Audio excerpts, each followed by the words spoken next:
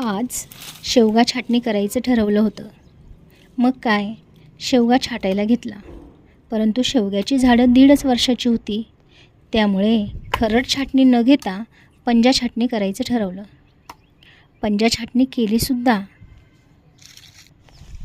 पुढचा बहर चांगला येण्यासाठी छाटणी ही करावीच लागते.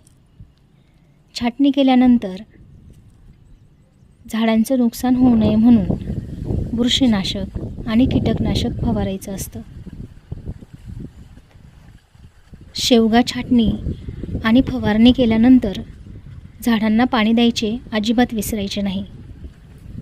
त्यानंतर 15 दिवसांनी पुन्हा एकदा कीटकनाशक आणि बुरशीनाशकाची फवारणी करायची. त्यामुळे खोड सुरक्षित तर राहीलच, परंतु पुढची पालवीसुद्धा चांगली येईल.